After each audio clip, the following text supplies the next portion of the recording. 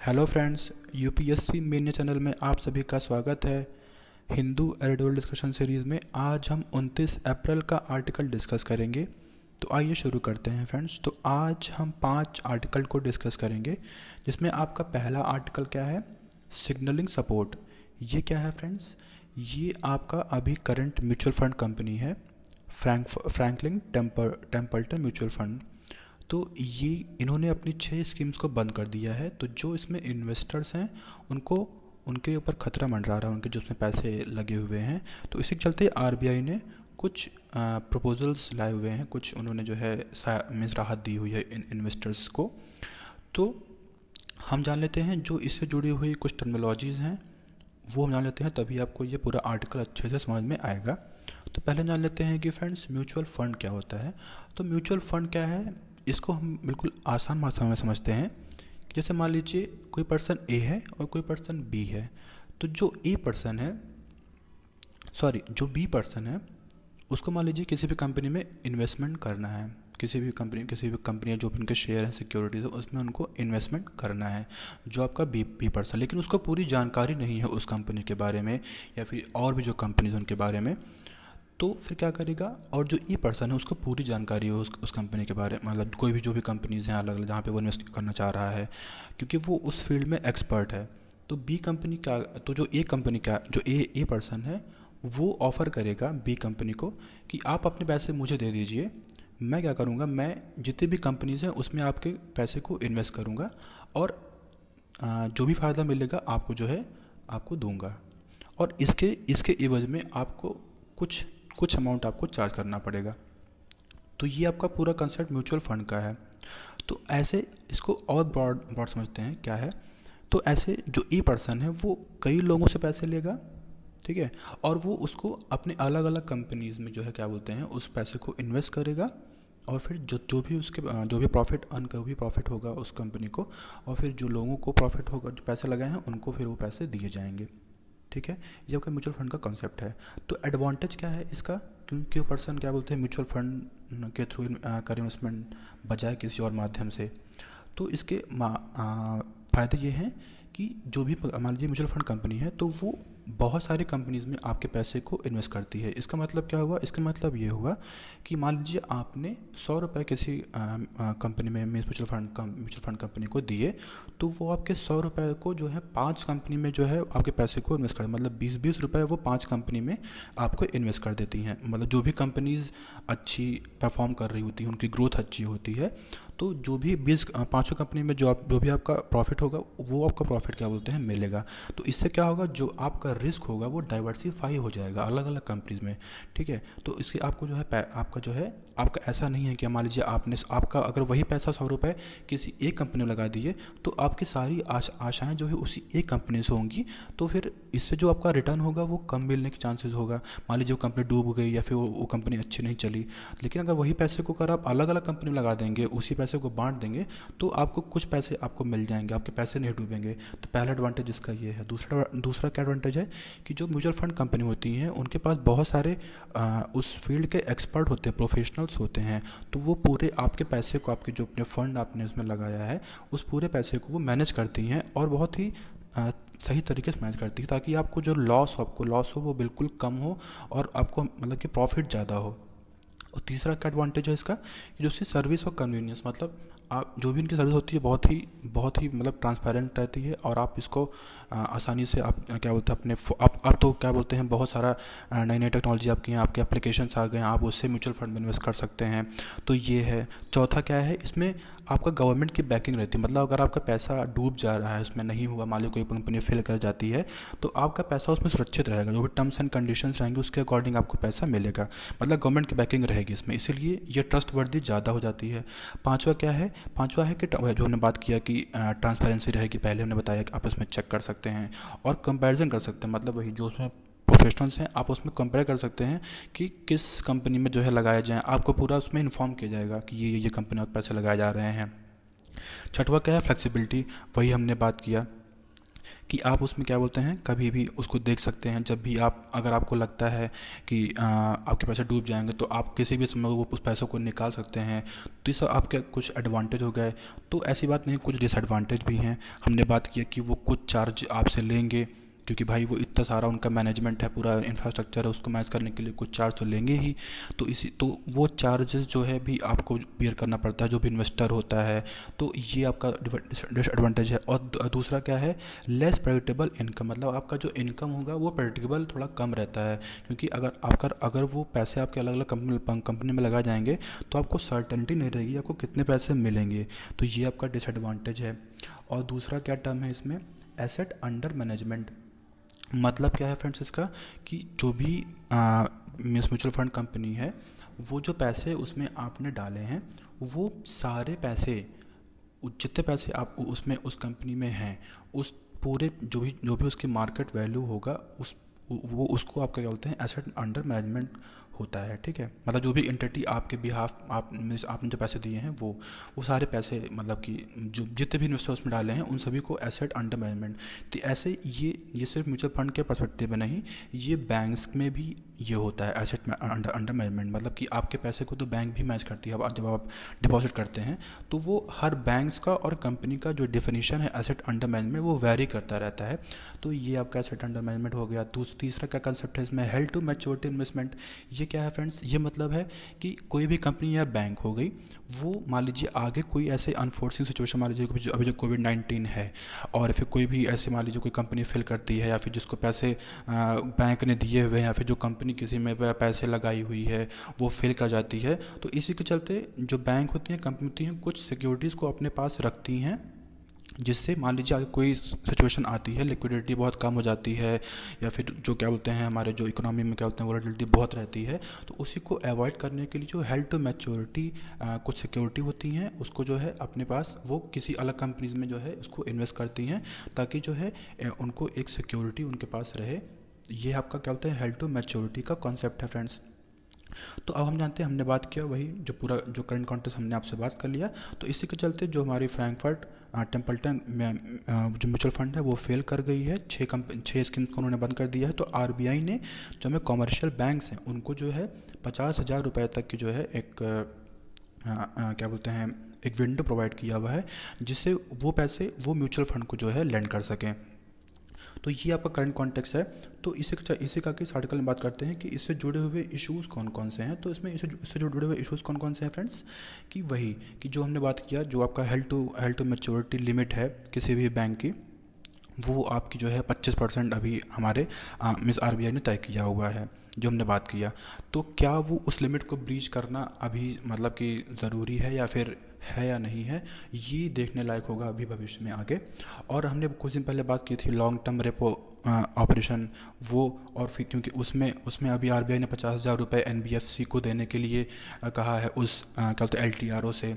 तो अगर फिर जो है जो हमारे कमर्शियल बैंक हैं, वो म्यूचुअल फंड को भी जो है 50,000 रुपये तक की जो है विंडो प्रोवाइड किया है आरबीआई ने, अगर वो भी देंगे, तो फिर ये दोनों जो है मिलके जो हमारे बैड लोन्स हैं, हमारा जो एनपीए है किसी भी बैंक, जो हमारे हर बैंक्स में, वो बढ़ सकता है आगे। तो इसका खतरा भी है आगे।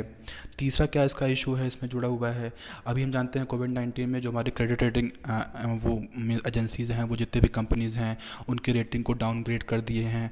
तो ऐसी ऐसी स्थिति में जो हमारे बैंक्स हैं, वो क्या जो डाउनग्रेड कंपनीज़ हैं उनको लोन देना चाहेंगी या नहीं चाहेंगी, तो ये सब देखने लायक है भविष्य में।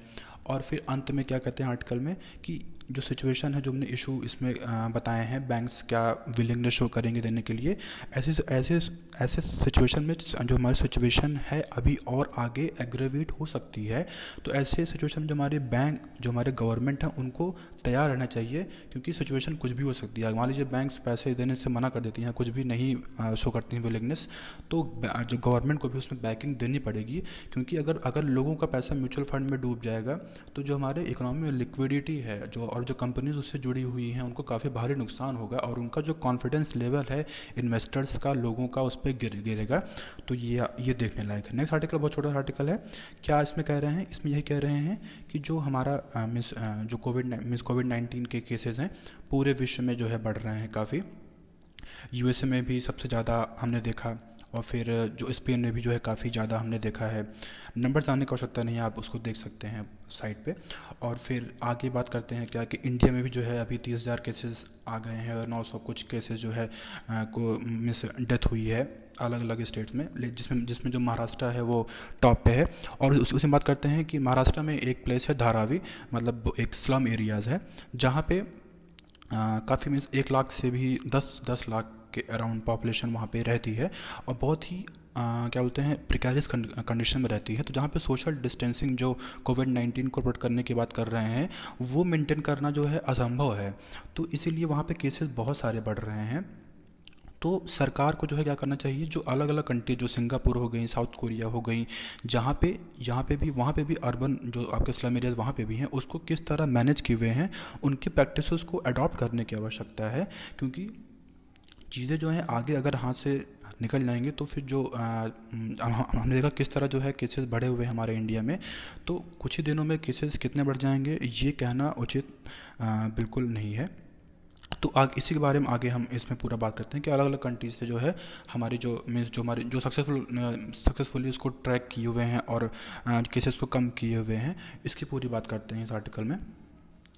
ये आर्टिकल बहुत ही छोटा है। जो हमारे माइग्रेंट मीन्स वर्कर्स हैं अलग अलग स्टेट में, उनकी क्या स्थिति है वो इसमें बता रहे हैं। तो शॉर्ट में आप जान लीजिए कि जो हमारे कॉन्ट्रैक्चुअल मीन्स लेबरर्स होते हैं किसी भी जगह, वो चाहे आपके माइग्रेंट्स हों या फिर किसी भी जगह पे हों, तो उनका कोई रिटर्न कॉन्ट्रैक्ट नहीं होता है, ये हम सब जानते हैं।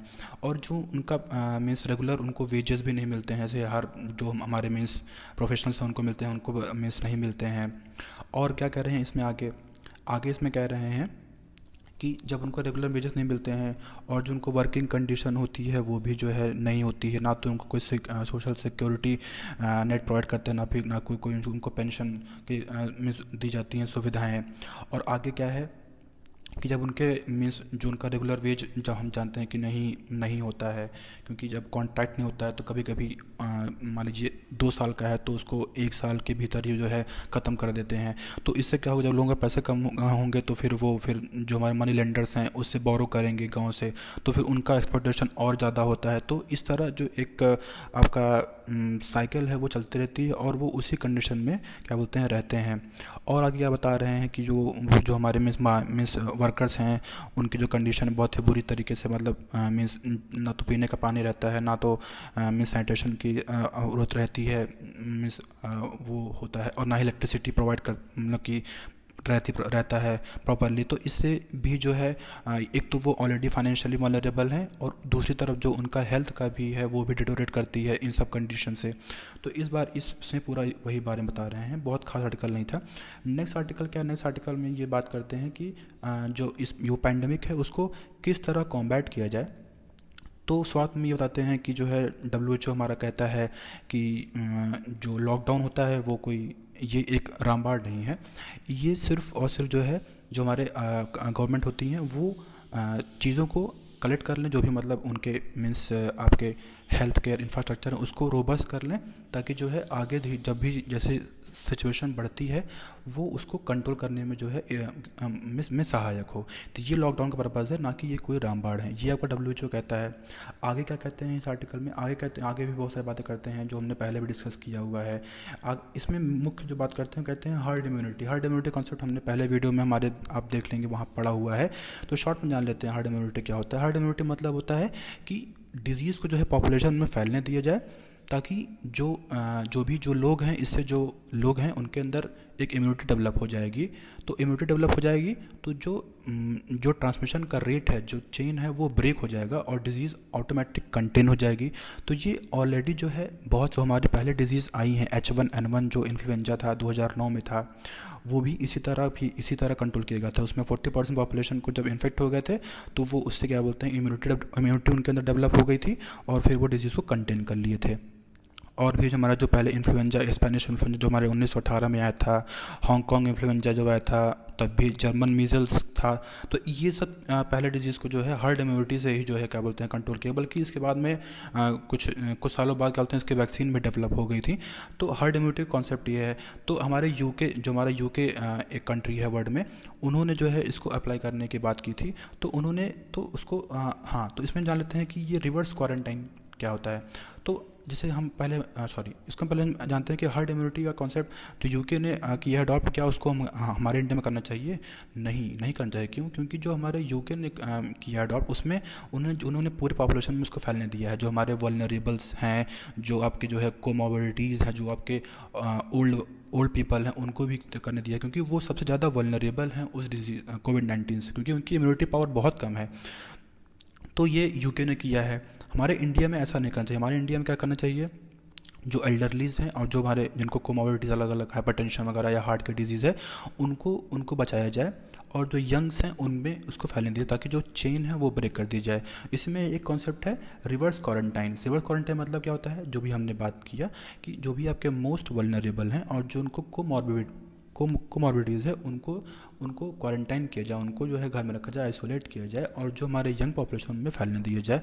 ये आपका क्या बोलते हैं? रिवर्स क्वारंटाइन का कॉन्सेप्ट है। आगे क्या कहते हैं फ्रेंड्स? आगे कहते हैं कि जो ये है, मतलब जो इसकी हर्ड इम्यूनिटी कॉन्सेप्ट है, इसको क्यों नहीं अभी कंट्री कर रही हैं अडॉप्ट? क्योंकि जो है ये ज़रूरी नहीं है कि जिसको एक बार कोविड-19 हो जाए उसको फिर से नहीं होगा, क्योंकि साउथ कोरिया में ऐसा 222 लोग ऐसे पाए गए हैं जिनमें ये केसेस जिनको हो गया है उनको फिर से हुआ। मतलब क्या है? मतलब ये है कि ऐसा नहीं है, आपको अगर कोविड-19 होता है, जो कि पहले जो हमारे जितने जो फ्लू हुए हैं उसमें देखा गया था, कि आपको फिर से नहीं होगा कोविड-19। ऐसा कोई ज़रूरी नहीं है, आप इम्यूनिटी डेवलप नहीं करेंगे, आपको फिर से हो सकता है। कई कंट्रीज़ में पाया गया, हमने भी एग्जाम्पल दिया। तो ये पूरा आर्टिकल था दोस्तों। नेक्स्ट आर्टिकल बहुत इंपॉर्टेंट है। प्रिवेसी कंसर्न ड्यूरिंग पैंडेमिक, मतलब जो लोगों की गोपनीयता है पैंडेमिक में, उससे जुड़े हुए क्या कंसर्न्स हैं, ये इसकी बात करते हैं। तो शुरुआत में कहते हैं कि गवर्नमेंट को जो है, जब भी किसी के भी अधिकारों का हनन सरकार कर रही है, तो जो रूल ऑफ लॉ है, रूल ऑफ लॉ मतलब क्या होता है? कि लॉ के आगे जितने भी पर्सन हैं वो सबको समान तरीके से ट्रीट करेगा, किसी को प्रिविलेज नहीं दिया जाएगा। ये आपको रूल ऑफ लॉ कहता है। तो ये मतलब यही इसमें कहते हैं। आगे क्या कहते हैं? आगे कहते हैं कि जो भी सरकार ने टेक्नोलॉजी का यूज़ किया हुआ है कोविड-19 को कंटेन करने के लिए, उसमें फिर उससे काफ़ी प्रिवेसी कंसर्न्स भी आए हैं। तो हम जान लेते हैं कि सरकार ने टेक्नोलॉजी का कैसे किस किस चरणों में और कौन कौन तरीके से क्या बोलते हैं, मीन्स सरकार ने टेक्नोलॉजी को अडॉप्ट किया हुआ है इस पैंडेमिक को कंट्रोल करने के लिए इंडिया में हमारे। तो पहला लेवल क्या है? पहला इन्होंने जो है, जो भी पर्सन इन्फेक्टेड हैं या जो भी पर्सन मतलब कोविड-19 से है इन्फेक्टेड, उन सब की लिस्ट को जो है मीन्स बनाया है सरकार ने, और उसको पब्लिश किया हुआ है, पब्लिकली किया हुआ है पब्लिश। और फिर मीन्स नेक्स्ट क्या लिया हुआ है? नेक्स्ट इन्होंने जो है जियो फेंसिंग का इस्तेमाल किया है और ड्रोन का इस्तेमाल किया है, ताकि लोग जो क्वारंटाइन हुए हैं उनकी मॉनिटरिंग की जा सके। और तीसरा क्या किया है? कॉन्टैक्ट ट्रेसिंग के लिए कुछ एप्लीकेशन जो है मोबाइल में भी जो है सरकार ने, जैसे आरोग्य सेतु सबसे प्रोमिनेंट, अलग अलग स्टेट्स ने भी जो है ये ऐसे एप्लीकेशन बनाए हुए हैं, तो वो लाया है सरकार ने। तो हम जान लेते हैं फ्रेंड्स कि जियो फेंसिंग क्या होता है। तो जियो फेंसिंग मतलब क्या है फ्रेंड्स? हाँ, तो जियो फेंसिंग मतलब क्या है? ये मतलब है, ये जीपीएस और आपका जो आरएफआईडी क्या है आपका फ्रेंड्स?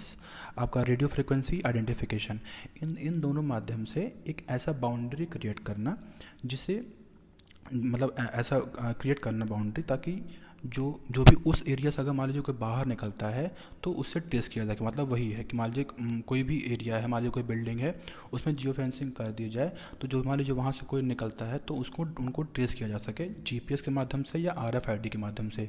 तो आरएफआईडी हम जान लेते हैं क्या होता है फ्रेंड्स। आरएफआईडी मतलब क्या है? वही हमने बात की, रेडियो फ्रिक्वेंसी आइडेंटिफिकेशन। ये क्या है?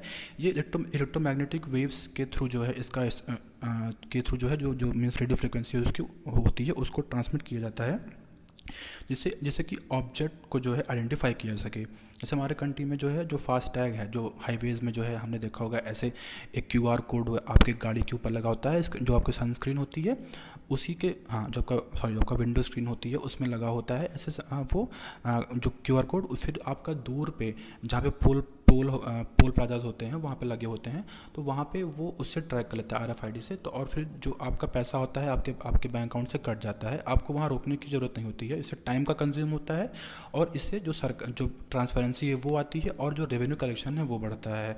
ये आपका क्या बोलते हैं RFID के का जो है कंसेप्ट है फ्रेंड्स। तो 3 तरीके से जो है सरकार ने टेक्नोलॉजी का इस्तेमाल किया है।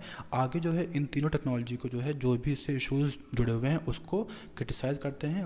आगे तो पहला हमने क्या कहा था, पहले हमने बात की थी कि जो लिस्टिंग की हुई है सरकार ने जितने भी कोविड-19 से इन्फेक्टेड पर्सनस हैं, तो उससे क्या हुआ है, उससे ये हुआ है कि जो भी फिर उससे एक स्टिग्मा अटैच कर दिए हैं लोग। तो लोग जो है इससे जो हमारे एम्स के जो डायरेक्टर हैं मिस रणदीप गुलेरिया जी, उन्होंने कहा है कि इससे जो मॉर्बिडिटीज़ मतलब केसेस बढ़े हुए हैं और डेथ भी बढ़ी हुई है, क्योंकि लोग जब स्टिग्मा अटैच कर देंगे तो वो लोग आने से टेस्टिंग करने से कतराते हैं। मान लीजिए उनके अंदर कोई भी सिम्टम्स होता है तो वो बताते ही नहीं हैं। तो ये इस चीज़ से सरकार को बचना चाहिए था।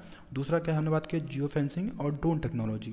तो जियो फेंसिंग का और ड्रोन टेक्नोलॉजी क्या है, तो अगर हम बात करते हैं कि जो सेल फोन बेस्ड से जो मीन्स सरकार कर रही है सर्विलांस, वो तो आपका टेलीग्राफ एक्ट जो 1885 है उससे तो उसमें जो भी गाइडलाइंस दी हुई है वो तो है। लेकिन जो सरकार जो है ड्रोन्स का इस्तेमाल कर रही है, और फिर हम जान लेते हैं कि ड्रोन्स का इस्तेमाल अब बहुत ही एक्सटेंसिव हो गया। जैसे उसमें थर्मल इमेजिंग, जैसे आपने देखा होगा कि ऐसे दूर से वो पास करते हैं और चेक करते हैं कि लाल लाल ऐसे जो ही लोग होते हैं वो जलने लगता है, तो फिर वो आपका चेक करते हैं हाँ वहाँ पे उस एरिया में पड़ सकता। तो ड्रोन से भी इसका इस्तेमाल किया जा रहा है। नाइट इमेज रिकॉग्निशन मतलब कि जो मीन्स रात में भी जो है लोग अगर बाहर निकल रहे हैं तो उससे भी ट्रेसिंग की जा सकती है ड्रोन से। तो ये सब क्या बोलते हैं आपका है। और इसे और फिर क्या बोलते हैं इससे फिर जो आपका फेशियल रिकग्निशन है आधार जोड़ के उससे भी कर रहे हैं ड्रोन्स के माध्यम से। तो ये सब जो ये सब चीज़ें कर रही है सरकार। ये आपका जो एयरक्राफ्ट एक्ट है 1935, उसमें ऐसा कोई भी प्रोविज़न नहीं है। तो इससे भी एक इशू जो है अराइज होता है, जब हमारा कोई लेजिस्लेशन ही नहीं है इससे, तो फिर किस बिना पर सरकार इसका इस्तेमाल कर रही है। तो पूरी ना कोई गाइडलाइन है ना कोई वो है। तो ये तो आपका दूसरा कंसर्न हमने बात किया था। तीसरा हमने क्या बात किया था, जो सरकार कॉन्टैक्ट ट्रेसिंग के लिए जो एप्लीकेशन यूज़ कर रही है आरोग्य सेतु, उससे जुड़े हुए क्या हैं, उससे जुड़े हुए सवाल क्या हैं। जिस तरह हमारा आधार आया था शुरुआत में, उसका कोई प्रॉपर मीन्स रजिस्ट्रेशन नहीं था, उसी प्रकार इसको भी आरोग्य सेतु को भी जो है फ्रेम किया गया है। और जो भी इससे जैसे हमारे क्या बोलते हैं जो प्रिवेसी कंसर्न है वो भी जो है काफ़ी उससे होते प्रभावित। क्यों? क्योंकि ना तो इसमें जो भी इसका एक फ्रेमवर्क है, ना तो सरकार ने वो दिया हुआ है हमारे इसमें, और ना ही हमारे इंडिया में कोई डेटा प्रोटेक्शन को प्रोटेक्ट करने के लिए कोई ऐसा लॉ है। क्योंकि हमारे कंट्री में जो भी सॉरी जो कोविड जो आरोग्य सेतु ऐप से सबका डेटा जो है उसमें कलेक्ट कर रहे हैं, तो उसकी प्रोसेसिंग वगैरह और उसको किस तरह यूज़ किया जाएगा, आगे इस्तेमाल भविष्य में किया जाएगा, उससे क्या है, उससे खतरा क्या है, तो इस सब चीज़ों के लिए कोई भी डेटा हमारे यहाँ कोई लेजिस्लेशन लॉ ऐसा नहीं है। बल्कि एक लॉ है हमारे यहाँ जो श्री कृष्णा कमेटी ने जो है किया था अभी लेकिन वो जो है इनैक्ट नहीं हुआ है पार्लियामेंट द्वारा। तो ये सब जो है कुछ जुड़े हुए हैं इसके कंसर्न बताते हैं टेक्नोलॉजी के। लास्ट में क्या बताते हैं, लास्ट में बताते हैं कि जो प्रिवेसी कंसर्न है हमारा, तो प्रिवेसी को जो हमारा राइट टू प्रिवेसी है वो आर्टिकल 21 में जो है इसको इंश्योर करते हैं। तो एक केस है हमारा case पुट्टा Swami versus union of India 2017, जिसमें आपके राइट टू प्रिवेसी को एज अ फंडामेंटल राइट जो है बताया था सुप्रीम कोर्ट ने। लेकिन हम जानते हैं कि राइट टू प्रिवेसी मतलब अगर सरकार क्या बोलते हैं राइट टू प्रिवेसी को ख़त्म कर सकती है, वो एब्सोल्यूट नहीं है। तो लेकिन अगर सरकार जो है मीन्स राइट टू प्रिवेसी को ब्रीच कर रही है, तो जो उससे भी जुड़े हुए जो आपके ग्राउंड है वो तो सरकार को बताना चाहिए, क्योंकि वो सरकार उसमें कोर्ट ने बताया है पुट्टास्वामी केस में बताना चाहिए। और वो जो भी सरकार मान लीजिए ऐसे कोई लेजिस्लेशन या फिर कोई ऐसा लाती है नियम, तो फिर वो जो ग्राउंड है आपका 3 ग्राउंड उसमें बताते हैं। एक तो क्या है आपका लीगलिटी क्या है किसी भी पर्सन का के प्रिवेसी को कर्टल करने के लिए। दूसरा क्या है नेसेसिटी, मतलब क्या आवश्यकता है अभी कि उससे की जाए। ये सब चीज़ें जो है गवर्नमेंट को इंश्योर करना चाहिए। और तीसरा क्या है डॉक्ट्रिन ऑफ प्रोपोर्शनलिटी। तो ये हम जान लेते हैं डॉक्ट्रिन ऑफ प्रोपोर्शनलिटी क्या होता है फ्रेंड्स। डॉक्ट्रिन ऑफ प्रोपोर्शनलिटी मतलब होता है कि किसी भी ऑब्जेक्टिव को अचीव करने के लिए सरकार कौन से माध्यम कौन से मीन्स को अडॉप्ट कर रही है। मतलब कि कोई भी एंड है उसको किस मीन्स के द्वारा क्या बोलते हैं अचीव किया जा रहा है। इसको और आसान समझते हैं कि किस प्रोसेस से किस मेथड से सरकार कोई भी क्या बोलते हैं डिसीज़न को, कोई भी उनके ऑब्जेक्टिव को क्या बोलते हैं अचीव कर रही है, वो सब आपका क्या बोलते हैं डॉक्ट्रिन ऑफ प्रोपोर्शनलिटी के अंदर एम्बिट में आता है। और फर्दर कौन कौन से ग्राउंड होने चाहिए? पहला क्या होना चाहिए कि जो आपका रिस्ट्रिक्शन जो है सैंक्शन मतलब कि लगा रही है प्रिवेसी को कर्टेल करने के लिए, उसका एक लेजिस्लेशन होना चाहिए प्रॉपरली, जो कि हमारे डेटा को, अगर मान लीजिए डेटा हमारा ब्रीच हो रहा है आरोग्य सेतु से, तो उससे लिक्विडेशन नहीं है, तो ये भी देखिए आप दे सकते हैं। दूसरा क्या बता रहे हैं? दूसरा बता रहे हैं कि जो भी रेस्ट्रिक्शन सरकार लगा रही है लेजिटिमेट एम को करने के लिए, उसको भी सरकार जो है पूरा गाइडलाइन जारी करे। तीसरा क्या बता रहे हैं कि जो भी आपका जो है मीन्स जो भी जी पर्पज़ है और जो रेस्ट्रिक्शन सरकार लगा रही है, उन दोनों के मध्य जो है क्या रिलेशनशिप है, उसको भी क्या बोलते हैं इंश्योर करना चाहिए, बताना चाहिए सरकार को। और चौथा क्या बता रहे हैं? चौथा बता रहे हैं कि जो भी ऑब्जेक्टिव्स सरकार को जो है अचीव करना होता है, उसमें सरकार को सबसे कम से कम जो है रिस्ट्रिक्शंस का इस्तेमाल करें, ये भी इंश्योर करना चाहिए सरकार को। अंत में क्या कहते हैं फ्रेंड्स? अंत में ये कहते हैं, एक कोटेशन है, ये जो हमारे सीज़ेरो, ये हमारे रोमन एक स्टेट्समैन है, उनका स्टेटमेंट के साथ जो है ये इस आर्टिकल ख़त्म करते हैं। क्या कहते हैं कि इंटर आर्मा साइलेंट लेजेस, इसका मतलब क्या है? इसका मतलब ये है फ्रेंड्स कि वॉर के टाइम जो हमारे लॉ होते हैं वो साइलेंट हो जाते हैं, मतलब उनको जो है फिर सरकार उसको लॉ को ध्यान में नहीं रखती है। जब मान लीजिए कोई युद्ध की स्थिति आती है, तो सरकार जो भी नियम कानून होते हैं उसको ब्रीच कर देती है। लेकिन फिर आगे क्या कहते हैं? अगर मान लीजिए फिर ये कहते हैं कि जो कोविड-19 है, ये कोई वार की स्थिति नहीं है। अगर वार की भी स्थिति हम मान लेते हैं कि ये है, फिर भी जो हमारा कॉन्स्टिट्यूशन है वो हर समय, चाहे वो शांति का माहौल हो, चाहे वो वार का माहौल हो, हर समय जो है जो कॉन्स्टिट्यूशन है वो सबके राइट को इंश्योर करने की बात करता है। तो ये आपका जो है क्या बोलते हैं आर्टिकल था। नेक्स्ट आर्टिकल क्या है? साउथ एशिया के बारे में बात करते हैं। तो साउथ एशिया मतलब क्या है? जो भी हमारा पाकिस्तान, आपका जो है बांग्लादेश, भूटान, श्रीलंका, पाकिस्तान, ये सब आपका जो है ये सब आपका इंडिया भी जो है उसी में आता है साउथ एशिया में। ये आपका साउथ एशिया है। तो बात करते हैं कि साउथ एशिया सबसे मोस्ट पॉपुलस रीजन है हमारे पूरे विश्व में, और ये भी जो है कोविड-19 से पेंडेमिक से प्रभावित हुआ है। तो आगे क्या बात करते हैं? आगे बात करते हैं इसमें कि जिस तरह तो आगे फिर इसमें बात करते हैं कि जैसे भले ही अलग अलग जो हमारे साउथ एशियन कंट्रीज़ हैं अलग हों, लेकिन सिमिलरिटीज़ भी इसमें काफ़ी हैं। क्या क्या है इसमें हम जान लेते हैं फ्रेंड्स, कि जो हमारा हेल्थ केयर, पहली बात करते हैं, जो हमारा हेल्थ केयर है वो काफ़ी वीक है। उसमें जो गवर्नमेंट का रोल है वो कम हो गया है। हम देखे थे कि 1 पॉइंट समथिंग % जीडीपी का इंडिया एक्सपेंड करता है, और भी कंट्रीज़ जो हैं अलग अलग वो भी इतना ही करती, ज़्यादा नहीं करती हैं। तो हेल्थ केयर जो है वो भी इस एरिया में जो है साउथ एशिया एरिया में बहुत कम है। प्राइवेट सेक्टर का रोल काफ़ी बड़ा हुआ है। दूसरा क्या इशू बताते हैं कि भुखमरी हो गया, माल न्यूट्रिशन हो गया, आपका जो मीन्स ये सैनिटेशन बहुत पुअर है यहाँ पे इस साउथ एशिया रीजन में। और माइग्रेंट्स, जो आपके माइग्रेशन होता है वो बहुत ही बड़ी मात्रा में होता है। हमने देखा इंडिया में ही, देखिए कितना ज़्यादा फंसे हुए माइग्रेंट्स, ये है इस एरिया में इशू। और तीसरा क्या बता रहे हैं कि जो भी आपके मेजर एपिडेमिक हुए, चाहे वो टीबी हो जाए, HIV हो जाए, मलेरिया हो जाए, चिकनगुनिया, डेंगू, और जितने भी आपके हैं, और जब आपका कहते हैं एंटी माइक्रोबियल रेजिस्टेंस है, वो भी हमने बात की थी पहले ही इसकी, तो वो भी साउथ एशिया में ही काफ़ी देखने को पाया गया है। और तीसरी बात करते हैं जो हमारे इंटरनल और एक्सटर्नल कॉन्फ्लिक्ट भी इस एरिया में काफ़ी होते हैं। तो जिसके चलते जो इस एरिया के जो इस रीजन के जो जितने भी कंट्रीज़ हैं, जो उनका आपका जो डिफेंस बजट होता है वो हेल्थ बजट से ज़्यादा होता है। मतलब कि जो भी हम समझ रहे हैं कि आप जितने भी नेशनल बजट में देखेंगे तो जो डिफेंस का शेयर होता है वो काफ़ी ज़्यादा होता है। जो कि अगर उसी को सरकार अगर एक पीस को इस्टेब्लिश किया जाए इस पूरे रीजन में, तो उसको इस्तेमाल जो है हेल्थ बजट में कर सकती है सरकार। चौथा पॉइंट बताते हैं कि जो रिलीजन होता है, धर्म होता है, वो इस पूरे रीजन साउथ एशिया रीजन में एक हमारे समाज में और जो हमारी राजनीति में बहुत ही इंपॉर्टेंट रोल प्ले करता है। हमने देखा कभी अगर हम पाकिस्तान में देखें कि रमादान में जो भी लोग इकट्ठा हुए, बल्कि सरकार ने मीन्स पाकिस्तान गवर्नमेंट ने उसको जो है जारी किया था कि वहाँ पे एक जगह इकट्ठा ना हो ताकि इन्फेक्शन को कंट्रोल किया जा सके। फिर भी लोगों ने मीन्स गवर्नमेंट की गाइडलाइंस को जो है रिफ्यूट किया और फिर इकट्ठा हुए। आप देख सकते हैं कि रिलीजन किस तरह किस किस हद तक फैला हुआ है हमारे इंडिया में। जो तो हमने देखा होगा कि वो तबलीगी जमात में काफ़ी लोग इकट्ठा हुए थे, जिससे जो केसेस काफ़ी बड़े थे। तो हम देख सकते हैं कि रिलीजन किस तरह किस किस हद तक हमारे इंडिया में जो है इंडिया में और पाकिस्तान दोनों एरिया में जो है फैला। मतलब कह सकते हैं कि जो गवर्नमेंट को कंट्रोलिंग क्या बोलते हैं प्रैक्टिसेस है, कॉन्टैक्ट ट्रेसिंग, क्वारंटाइन करना, आइसोलेट करना, उससे जो रिलीजियस प्रैक्टिसेस है वो कितना ज़्यादा ओवर मतलब कि क्या बोलते हैं है मीन्स ओवर पावर करती है।